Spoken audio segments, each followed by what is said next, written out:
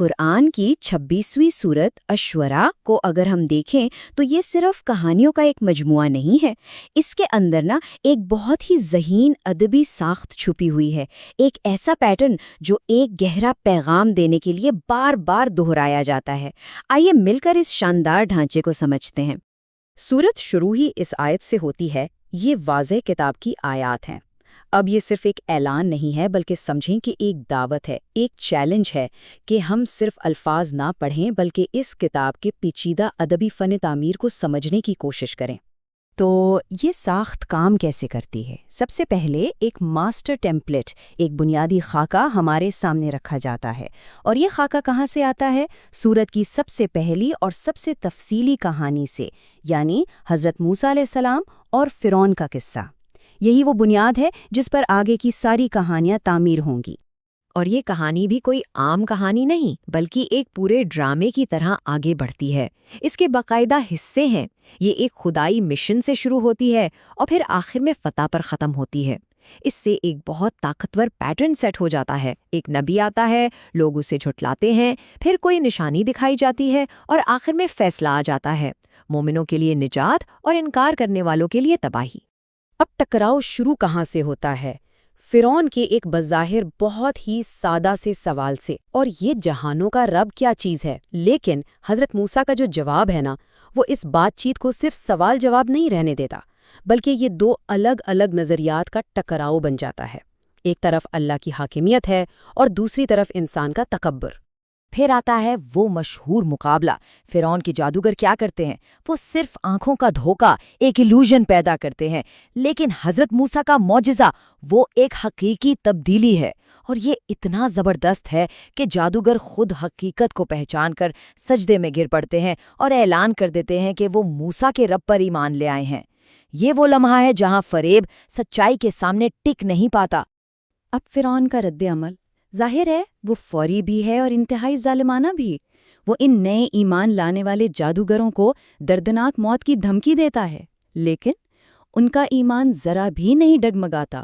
ان کا جواب ظلم کے سامنے ایک چٹان کی طرح مضبوط یقین کی مثال بن جاتا ہے. اور یہ بھی اس کہانی کے پیٹرن کا ایک اہم حصہ ہے. اور پھر کہانی اپنے عروج پر پہنچتی ہے. حتمی فیصلہ.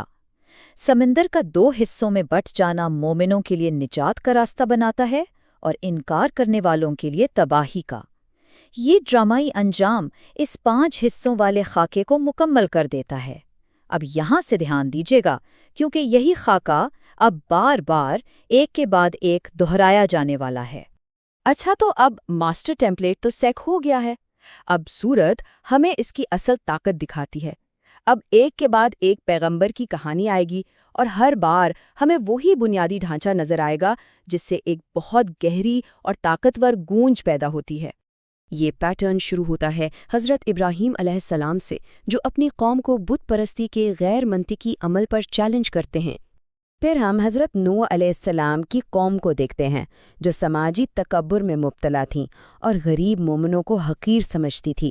اس کے بعد ذکر آتا ہے حضرت ہود علیہ السلام کی قوم کا، جو اپنی مادی طاقت کے گھمنڈ میں بیکار یادگاریں تعمیر کرتی تھی.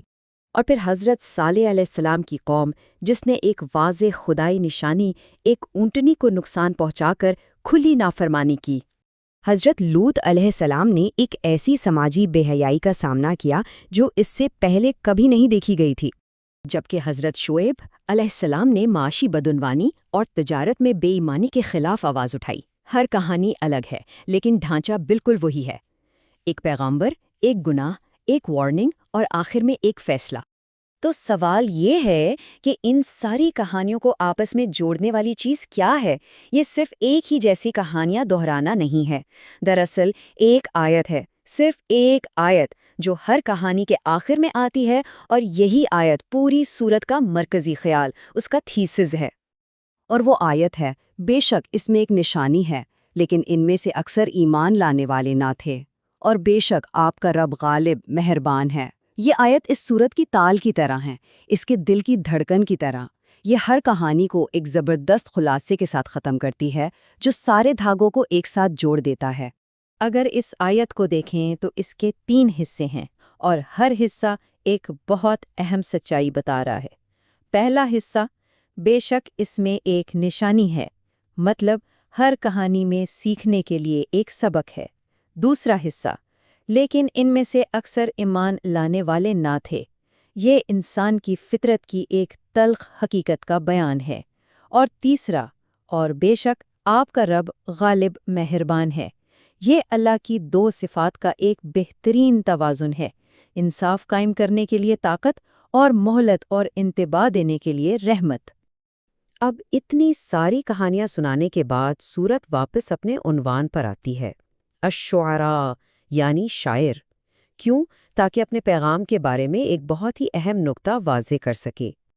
یہاں آ کر سورت اپنی سب سے طاقتور اور حتمی دلیل سامنے رکھتی ہے۔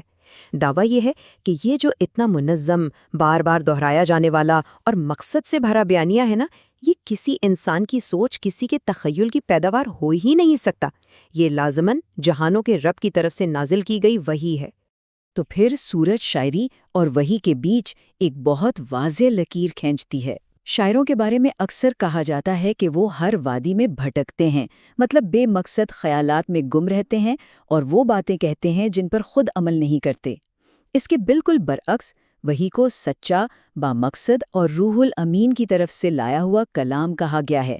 لیکن یہاں ایک بہت اہم بات واضح کی گئی ہے، متن ہر طرح کے فن یا شاعری کی مذمت نہیں کر رہا، بلکہ ان شاعروں کو الگ کیا گیا ہے جن کا فن ایمان، نیکی اور انصاف کی بنیاد پر کھڑا ہو۔ یعنی کلام کی طاقت کو تسلیم کیا جا رہا ہے اگر اسے اچھائی کے لیے استعمال کیا جائے۔ تو آخر میں ہم اس نتیجے پر پہنچتے ہیں کہ سورت الشعراء کی جو یہ ادبی ساخت ہے وہ اس کے پیغام سے الگ نہیں ہے۔ یہ جو پیٹرن بار بار دہرایا جا رہا ہے، یہ صرف کہانی سنانے کا انداز نہیں ہے، بلکہ یہ ایک بہت منظم اور فصیح و بلیغ دلیل ہے، جو ایک کے بعد ایک مثال دے کر ایمان، انکار اور خدائی انصاف کے بارے میں ایک گہرا نقطہ ثابت کرتی ہے۔ اور یہ تجزیہ ہمیں ایک آخری سوال پر لا کر چھوڑتا ہے۔ جس طرح اس قدیم کلام میں ایک طاقتور پیٹرن استعمال ہوا ہے، ذرا سوچیں کہ آج ہماری ثقافت میں ہماری سب سے اہم کہانیوں کو کون سے پیٹرن، کون سے سانچے تشکیل دیتے ہیں، اور وہ پیٹرن ہمارے عقائد اور ہماری اقدار کے بارے میں کیا بتاتے ہیں۔